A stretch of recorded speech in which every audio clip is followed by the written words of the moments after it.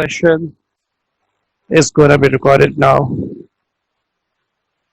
So, to this point, chapter we have discussed in the previous class, right from this page, which is on the screen, we shall start today's lecture. Today's lecture is all about advertising and society, right? So you can, meanwhile, open up your course outline also, so you can match the topics because this has already been written there.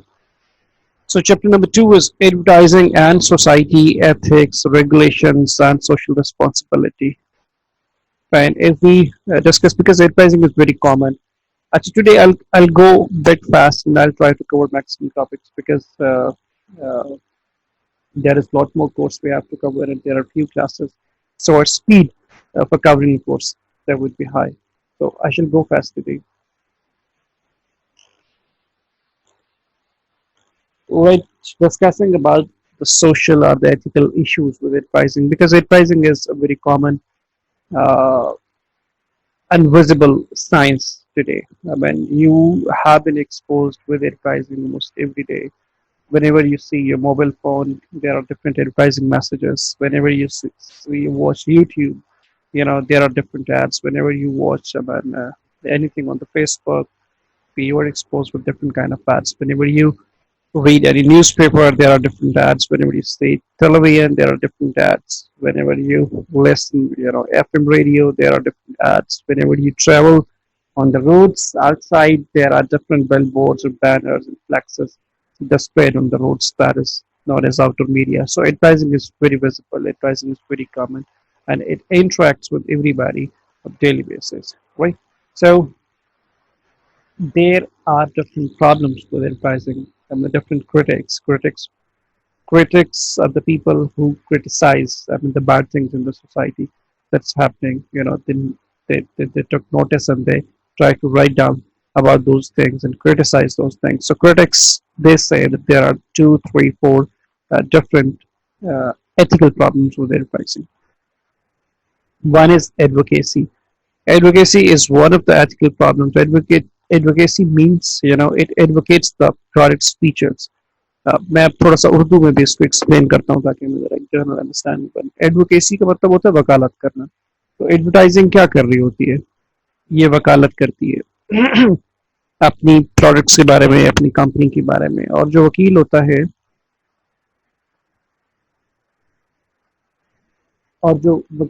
है, वो हमेशा अपनी product और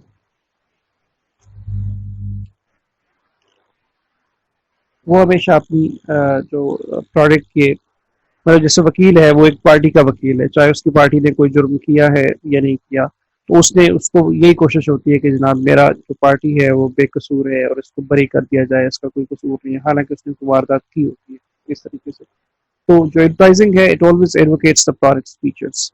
it always tells के जनाब ये company बड़ी अच्छी है, ये प्रोडक्ट बहुत अच्छा है, इसके फीचर्स बहुत अच्छे हैं. तो ये जो एडवोकेसी है, ये एक लिमिटेड स्कोप के अंदर और एक मुनासिब स्केल पे होनी चाहिए. पहली चीज ये होती है. दूसरी चीज होती है एक्यूरेसी. एक्यूरेसी इज सच्चाई. डिफरेंट एडवर्टाइजिंग क्लेम्स के अंदर सच्चाई का एलिमेंट बड़ा कम होता है. उसमें क्या हो रहा होता है कि मतलब आप ये जूता पहनेंगे तो आपकी हाइट बढ़ जाएगी, आप ये बेल्ट लगाएंगे तो आपका वेट कम हो जाएगा, आप ये शैम्पू लगाएंगे, ये ऑयल लगाएंगे तो आपके बाल बड़े बेहतरीन हो जाएंगे, राइट. ये सारे के सारे एडवर्टाइजिंग क्लेम होते हैं. अब बहुत सारे एडवर्टाइजिंग क्लेम ऐसे होते हैं जो झूठ पे मबनी होते हैं, ठीक है. तो ये भी एक प्रॉब्लम है एडवर्टाइजिंग के साथ कि इसके अंदर झूठ बोला जाता है, which is bad for the society.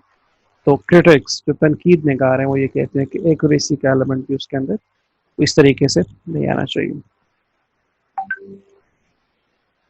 चलें, उसके बाद जो तीसरा एडवर्टाइजिंग इशू है वो ये आपको नजर आ रहा है, दैट इज एक्यूजेटिवनेस. एक्यूजेटिवनेस क्या होता है? एक्यूजेटिवनेस होता है कि to acquire the things which are probably unnecessary, right, which are unwanted at the moment. तो एक्यूजेटिवनेस ये इसके अंदर इंजेक्ट कर देती है कि जब आपको different ads, Samsung is showing you its latest version, a latest model, and you are thinking to buy that, despite you already having a mobile phone that is okay, that's working perfectly fine. but still you are thinking that you must be buying this new phone. तो आपको नई गाड़ी का शौक है, नई गाड़ी का मॉडल आ गया, उसकी एडवर्टीजमेंट चलना शुरू हो गई और आपने कहा कि जी मुझे प्राइसिंग देखी, मुझे नई गाड़ी खरीदनी है, तो ये भी एक्विजिटिवनेस है। तो जैसे ही आपको नई प्रोडक्ट्स दिखाई जाती हैं और आपका दिल करता है, आपके अंदर ये एक इम्पल्स बाइंग का एलिमेंट इंजेक्ट हो जाता है। उससे क्या होता है कि आप ये चाह रहे होते हैं कि मैं ये प्रोडक्ट बाय कर दूं, तो आप अननेसेसरी अनवांटेड प्रोडक्ट्स बाय करना शुरू कर देते हैं।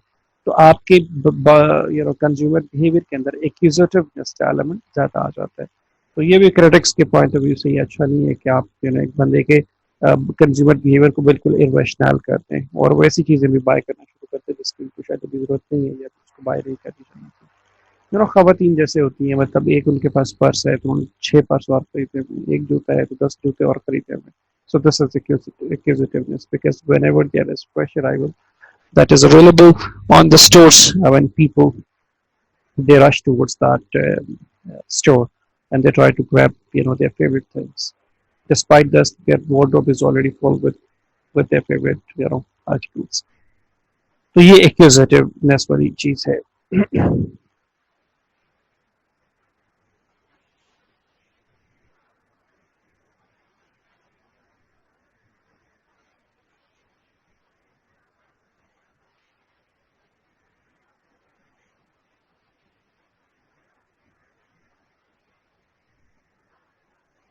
ठीक है, कुछ समझ आ रही है वहां से? Yes sir. अच्छा चलिए, अब थोड़ा सा हम आगे चलते हैं। ये एक चीज देखिएगा, अब कंज्यूमर कंज्यूमर बिहेवियर जो कंज्यूमर बिहेवियर है ना, जिस तरीके से आप बिहेवियर करते हैं, कंज्यूमर बिहेवियर की डेफिनेशन बड़ी सिंपल है कि आप जिस तरीके से अपनी प्रोडक्ट के बारे में इंफॉर्मेशन सर्च करते हैं, जिस तरीके से अपनी प्रोडक्ट बाय करते हैं, जिस तरीके से अपनी प्रोडक्ट यूज करते हैं और जिस तरीके से प्रोडक्ट को आप डिस्पोज करते हैं यूज करने के बाद, it all comes you know with in the scope of consumer behaviour. अब जो एडवर्टाइजिंग है उसका ताल्लुक कंज्यूमर बिहेवियर से बहुत ज़्यादा है, क्योंकि एडवर्टाइजिंग ने काम यही करना होता है, उसने कंज्यूमर बिहेवियर को थोड़ा सा ऑल्टर करना होता है, चेंज करना होता है।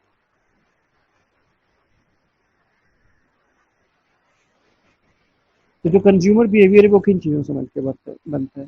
वो सोशल और कल्चरल इन्फ्लुएंसेस हो सकते हैं, राइट? आपकी सोसाइटी, आपका कल्चर इन्फ्लुएंस करता है, इम्पैक्ट करता है कंज्यूमर बिहेवियर को। डिसीजन प्रोसेस की डिफरेंट स्टेजेस होती हैं और कुछ साइकोलॉजिकल फैक्टर्स होते हैं जो आपके कंज्यूमर बिहेवियर को डिजाइन करने में हेल्प करते हैं।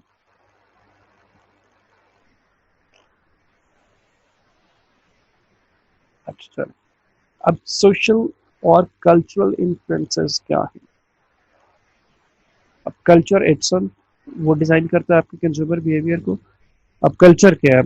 This is Pakistani culture, this is Punjabi culture, this is Sindhi culture, this is Balochi culture, then Indian culture, then ji sir, different culture आ जाते हैं इसमें। European culture, then British culture.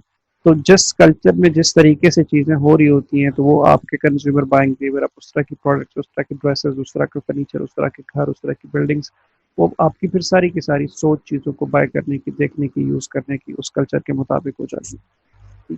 तो culture is the most one of the most strongest influencers for consumer behaviour. दूसरी चीज़ क्या होती है? Social class. आपका जिस सोशल क्लास से ताल्लुक है, राइट?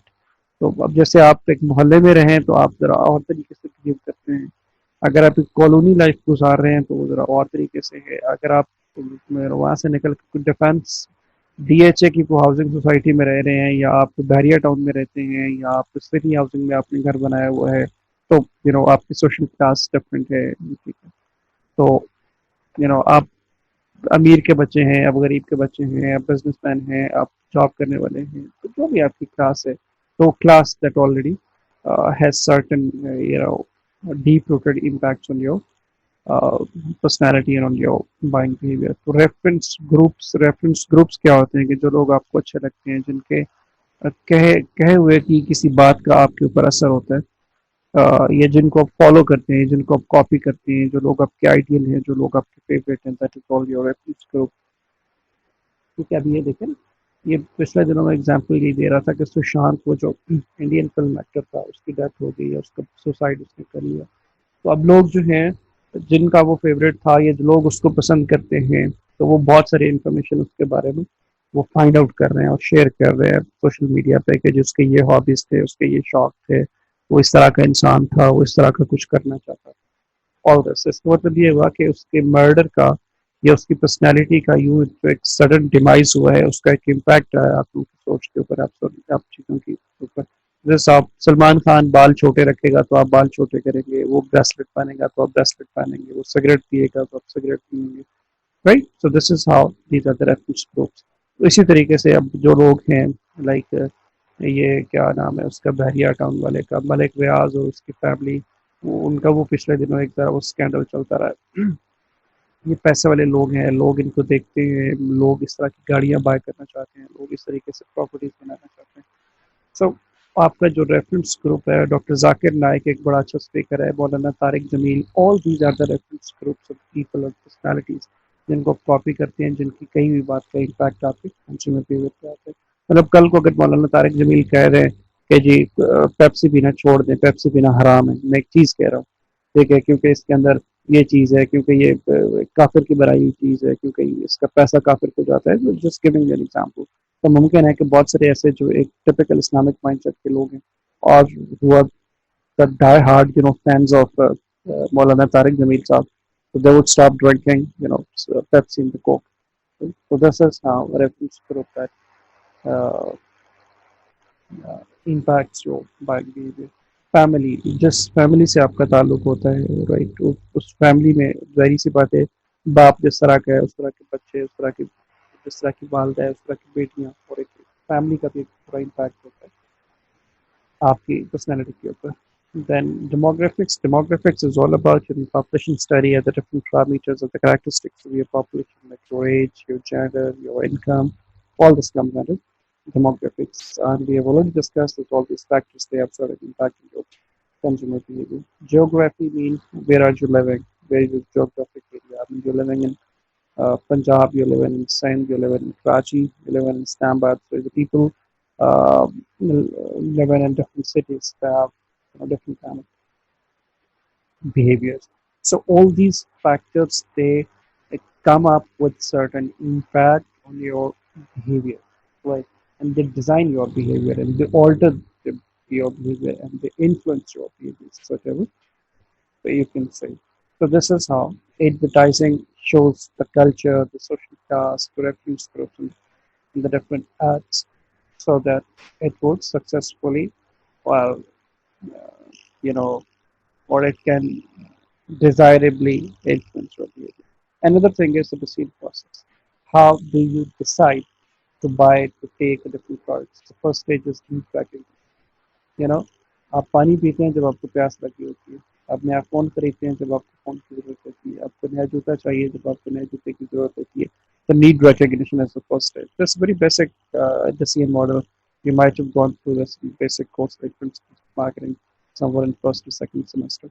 So इंफॉर्मेशन सर्च, जब आपको एक चीज़ की नीड रिकग्नाइज हो गई, आपको भूख लगी, आपने आप you are recognizing your need कि जी आपको पिज़्ज़ा खाना है, ठीक है, अगर आपको पिज़्ज़ा खाना है तो आपको पिज़्ज़ा कहाँ से खाना है? आपको पिज़्ज़ा हट से खाना है, आपको यू नो डोमिनोज से खाना है, आपको जो है वो फोक्स एंड नाइफ से खाना है, आपको किसी और नस्ल का पिज़्ज़ा खाना है। तो you are trying to search the information which brand is better, which is good according to my taste, according to my lifestyle. So evaluation of alternatives, फिर आप देखते हैं कि यार इसका पिज़्ज़ा अच्छा नहीं होता, यार इसका एनवायरनमेंट ठीक नहीं होता, यार इसका फलां चीज़ दूर है, यार इसकी पार्किंग अच्छी नहीं है, यार ये इस तरह का है, उसका स्टाफ अच्छा नहीं है, वो बड़ी लेट डिलीवरी करते हैं। So we are trying to evaluate which option is good, which option is okay. Then choice means that you have really bought that product. अब choice से मुराद ये है कि आप पिज़्ज़ा चले गए और आपने you really bought your pizza.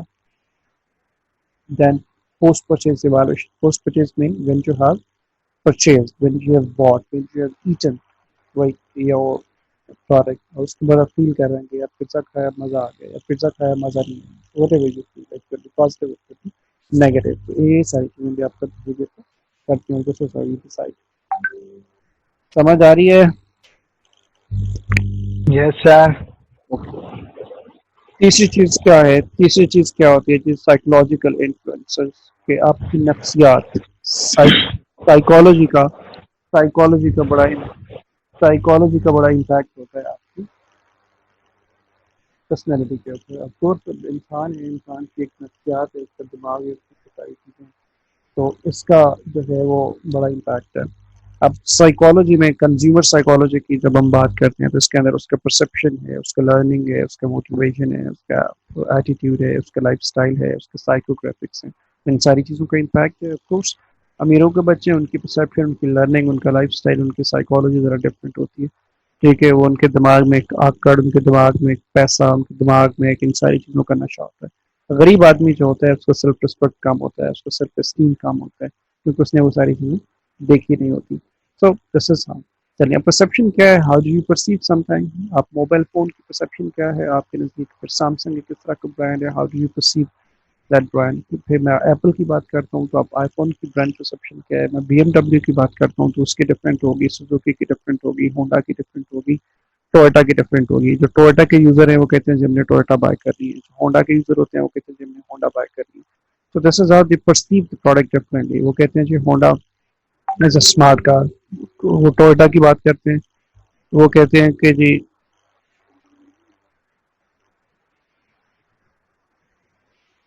oh my goodness.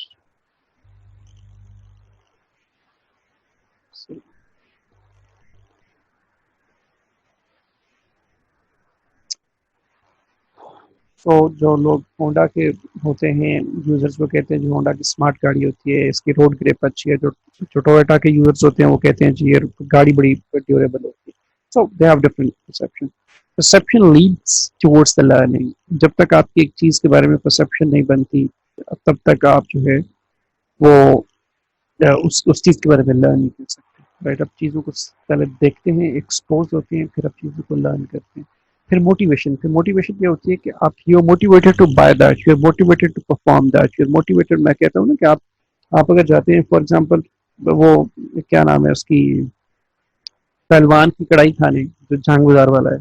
Right, मैं को एक आध बार वहाँ गया हूँ, उस समय बहुत फेमस है, तो मैं एक आध बार गया था, पर ठीक था, टेस्ट वाज डिफरेंट।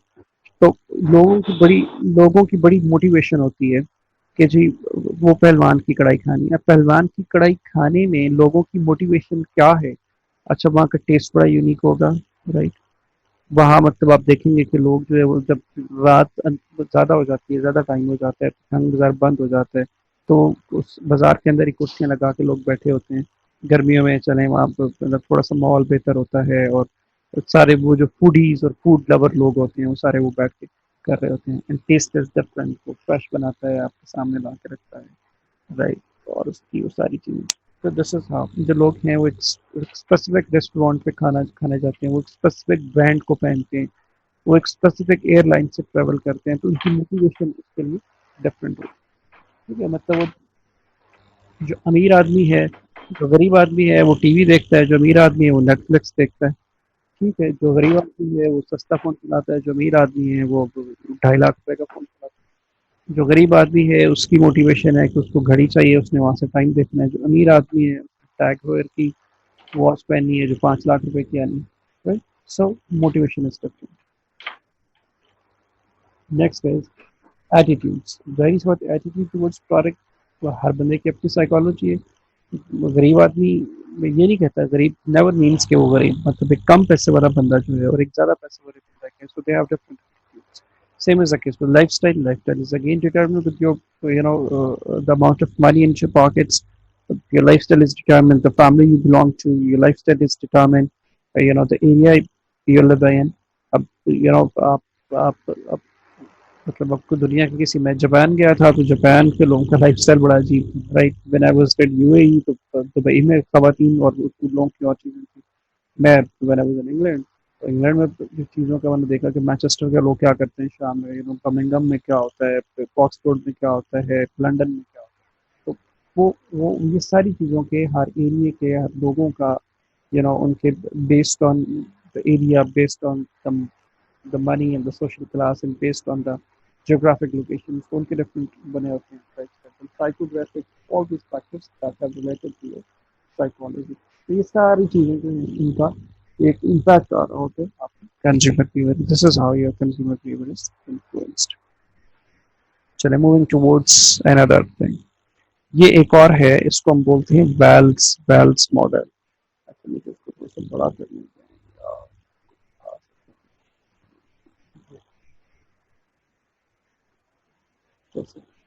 अच्छा ये एक वेल्स मॉडल है, फिगर 4.8 नजर आ रही है.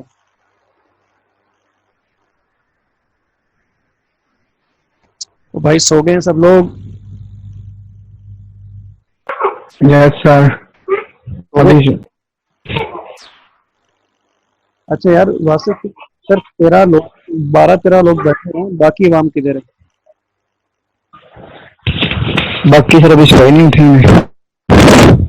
तो ये देख लो अटेंडेंस मैंने जब सही करके लगानी शुरू कर दी ना तो फिर आप लोग रोएंगे. वही सर अटेंडेंस शुरू करनी पड़नी है, ये फिर आएंगे भी. नहीं मुझे ये बताओ कि बाकी जो टीचर्स हैं वो अटेंडेंस क्या एक्टिव अटेंडेंस लगा रहे हैं या प्रेजेंट है सारे? सर नहीं लगा रहा कोई भी टीचर. अटेंडेंस नहीं लगा रहे? नहीं. लगा ही नहीं रहे? हाँ एक वीक हमारी हाँ एक वीक हमारी क्लासेज हुई हैं, लास्ट वीक में किसी टीचर ने भी नहीं लगाई. हाँ, चलो मैं तो लगाऊंगा. अच्छा मैंने तो लगाई होगी यार पिछले वीक की. सर मैंने लगाई थी यार. मैं इधर की बात कर रहा हूँ, मतलब ऑनलाइन क्लासेज में नहीं लगा रहे, वैसे पोर्टल पे तो है. मेरे पोर्टल पे लगाते हैं तो सबको प्रेजेंट कर देते हैं लोग. ये डॉक्टर ब्रा तो यही कह रहे थे कि क्या? मैं 100% ही करूंगा सबकी. अच्छा चलें चलें इस वेल्स मॉडल पे. ये वेल्स मॉडल फिगर 4.8 है. तो इसमें ये देखें, ये वेल्स VALS, अगर यहाँ आपको नजर आ रही है VALS वेल्स. वेल्स का मतलब होता है value and lifestyle. VALS VALS value and lifestyle network. ऐसी एक फिगर है जो वेल्स मॉडल कहलाती है, वेल्स नेटवर्क कहलाती है. तो इसको एक्सप्लेन मैं करता हूँ कि ये कंज्यूमर बिहेवियर में कैसे फिट होती है. और ये एडवर्टाइजिंग का जो कि बहुत बड़ा ताल्लुक कंज्यूमर बिहेवियर के साथ है, ये किस तरीके से. मैं अगर ये देखूँ, इधर स्ट्रगलर्स है, ऊपर एक्चुअलाइजर्स है, ये सबसे नीचे, ये सबसे ऊपर. ये पहला कॉलम है ये वाला. ठीक है, इसमें क्या है, ये फुलफिल्ड्स हैं, बिलीवर्स हैं. ये अगला कॉलम है, इसके अंदर अचीवर्स आते हैं, स्ट्राइवर्स आते हैं. ये अगला कॉलम है, इसके अंदर एक्सपीरियंसर्स आते हैं, मेकर्स आते हैं. ये 3 कॉलम है. फिर जो पहले कॉलम वाले लोग हैं दे आर प्रिंसिपल ओरिएंटेड. जो अगले कॉलम वाले लोग हैं they are status oriented. And अगले वाले जो हैं वो they are action oriented. So ये 3 कॉलम से. अब फिर एक और चीज देखें, जो ऊपर वाली साइड पे high resources and high innovation, और मैं इधर नीचे आऊँ तो this is low resources low innovation. That was the basic. अच्छा 10 मिनट बाद ये मीटिंग खत्म हो जाएगी and will have to join another meeting. तो उसमें क्या है कि हम इसको एक्सप्लेन करने की कोशिश करता हूँ कि ये है क्या. अच्छा वो ये कहता है इधर सर. अच्छा वो ये कहता है कि जो स्ट्रगलर्स होते हैं इनके पास रिसोर्सेज की बहुत कमी होती है, इनके पास इनोवेशन नहीं होती. यार पाकिस्तान जिस तरह का मुल्क है, ठीक है, टिड्डी दिल आ जाती है वो हमारी फसलें खा जाती है, डेंगू हमें मारने आ जाता है, उसके बाद ये वायरस आ गया और उसने हमारी सुकून बर्बाद किया हुआ है, GDP हमारी कोई नहीं है, राइट. उसके अलावा जो है वो मतलब चीनी हमारी ख़त्म हो जाती है, पेट्रोल सस्ता हो हमें नहीं मिलता. मतलब जो हालात हैं मुल्क के, तो अब हमने इस दुनिया में क्या तरक्की करनी है, हमारा चूल्हा ही नहीं जलता, राइट. हम लोग अपनी पेट और अपनी बेसिक जो ज़रूरत है खाने पीने की और उन सारी चीज़ों से वो ही नहीं निकल रहे. 70% हमारी पॉपुलेशन का वो या सेगमेंट है जो रोज़ाना का बेचारा कमाता है दिहाड़ी, और रोज़ाना की वो खाता है, और अगले दिन उसको पता नहीं होता कि मुझे काम मिलेगा या मुझे खाना मिलेगा कि नहीं, मेरे बच्चे भूखे सोएंगे, मतलब उनका मैं पेट भर सकूंगा. तो क्या है, we are strugglers because we have least resources and there is no innovation. हम इनोवेशन का सोच नहीं सकते, हमारा दिमाग अपने किचन से और इस रोजी रोटी से आगे निकलेगा तो सोचेंगे ना बैठ के। बिल्कुल सर, ऐसे ही है। ठीक है, एक्चुअलाइजर्स सबसे ऊपर हैं, वो क्या है, high resources and high innovation. जो वो लोग हैं जिनके पास बेतहाशा रिसोर्सेज हैं और इनके पास इनोवेशन भी है, क्योंकि इनके पास रिसोर्सेज ज़्यादा हैं, ठीक है, इनके पास पैसा है, ये रिसर्च करते हैं, ये इनोवेशन पे लगाते हैं और ये चीज़ों को करते हैं। लाइक ये वो इकोनॉमीज जो स्ट्रॉन्ग इकोनॉमीज हैं, जिनका जिनका पर कैपिटा इनकम बहुत अच्छा है, जिन्होंने बहुत सारा बनाया है। लेकिन आप यूट्यूब अमेरिका ने बनाई, फेसबुक अमेरिका की है, कोका कोला अमेरिका की है, पेप्सी अमेरिका की है, पिज्जा हट अमेरिका की है, राइट। ये जो जीपीएस सिस्टम आप यूज करते हैं वो अमेरिका का है, जो आईफोन आप चलाते हैं वो अमेरिका का है। अब ये सारी इनोवेशन, ये सारी इंडस्ट्री बेस्ड टेक्नोलॉजी बेस्ड जो इनोवेशन हुई हैं, ये सारी की सारी अमेरिका ने क्यों की हैं, जापान ने क्यों की हैं, चाइना क्यों आजकल नई इनोवेशन कर रहा है, ये रशिया की चीज़ें क्यों बनाई हुई हैं, जर्मनी क्यों आगे है। ये ये सारी चीज़ें इसलिए आगे हैं कि बिकॉज दे हैव रिसोर्सेज, वहाँ इनोवेशन है, वहाँ का थिंक टैंक, वहाँ के साइंटिस्ट, वहाँ की सारी लोग जो हैं वो अपने मुल्क के साथ सिंसियर हैं and they try devising different things. तो ये उन लोगों की चीज़ें हैं, हमारे ये बस की बातें नहीं है। अच्छा, अब दरमियान में ये एक जो कॉलम है उसमें बिलीवर्स और फुलफिल्ड्स, ये प्रिंसिपल ओरिएंटेड लोग होते हैं। प्रिंसिपल ओरिएंटेड जो जो असूल पसंद लोग होते हैं, ठीक है, वो अपनी ज़िंदगी एक असूलों पे गुजारते हैं। आपने एक चीज़ देखी होगी कि जो मुलाजिम बंदा होता है ना, मुलाजिम बंदा जब अपनी नौकरी कर रहा होता है तो वो रोजाना बेचारा उठ के शेव करता है, ठीक है, जूता पॉलिश करता है, कपड़े इस्त्री करता है, और वो ऐसे।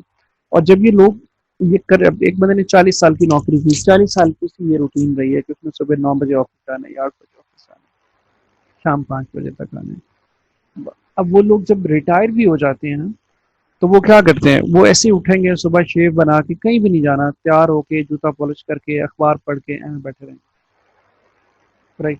वो प्रिंसिपल ओरिएंटेड है, उनकी life that is led by there principles, right. तो ये बिलीवर्स और फुलफिल्ड किस्म के लोग होते हैं। मतलब बिलीवर्स की और करैक्टरिस्टिक्स हैं, फुलफिल्ड की और करैक्टरिस्टिक्स हैं, जब इसको डिटेल में आप लोग बुक से पढ़ेंगे।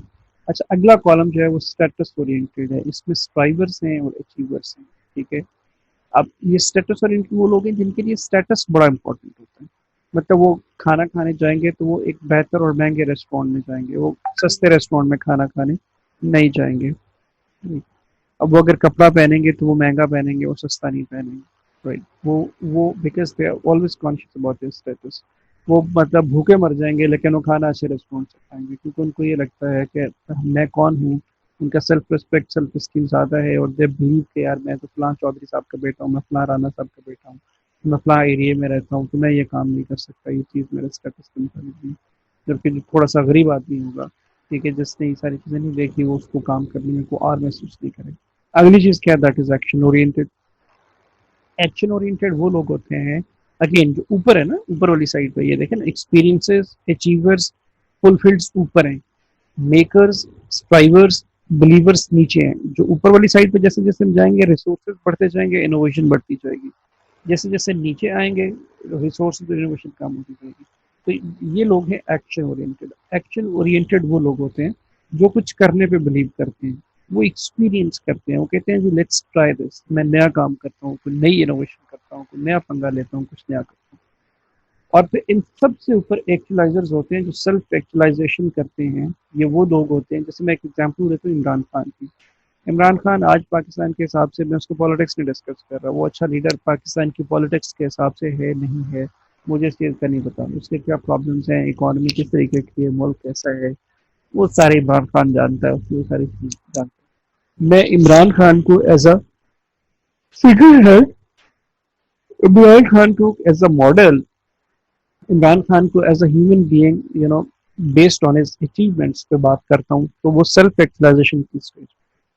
आपने एक चीज देखी कि जी वो व्हाइट कलर का शलवार कमीज पहनता है, ऊपर एक वेस्ट कोट पहनता है, नीचे उसने अपनी वो खेड़ी पहनी होती है, या ऊपर उसने कभी कोट पहना होता है। अब वो अमेरिका जाता है तो वो ट्रंप के सामने वो जो है वही खेड़ी और वही सूट और वही वेस्ट कोट पहन के बैठता है। वो क्यों नहीं कोई अरमानी का 12,000 यूरोज का सूट पहन के क्यों नहीं हो जाता, वो क्यों कोई एक महंगी रोलेक्स काइंड की टैग हो टाइप, मतलब 15 लाख रुपए की घड़ी लगा के जाता कि मैं ट्रम्प से मिलने जा रहा हूँ, मैं व्हाइट हाउस जा रहा हूँ, तो मैंने आज अमेरिका की सारी दुनिया मुझे मीडिया पे देख रही होगी लाइव। वो वही कप्तान चप्पल, वही सिंपल सफेद सलवार कमीज और उसके ऊपर एक वेस्ट कोट पहन के चला जाता है। वाई? क्योंकि वो ये समझता है, क्योंकि उसने ये पैसा, ये ब्रांड्स, ये दुनिया, ये लग्जरी उसने अपनी उस लाइफ में देख ली है जब आवाम वो सोच भी नहीं सकती, राइट?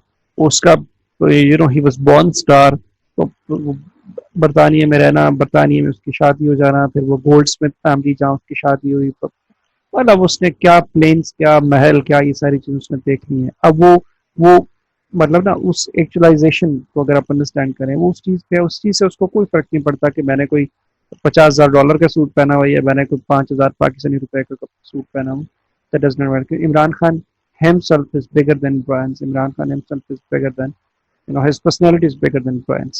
तो वो जो पहनता है, उसने खेड़ी पहनना शुरू की तो उसका नाम कप्तान चप्पल हो गया, बिकॉज उसकी अपनी पर्सनैलिटी जो है वो ब्रांड से बड़ी होगी। अब उसकी ब्रांड उसकी पर्सनैलिटी से बनना शुरू हो जाते हैं।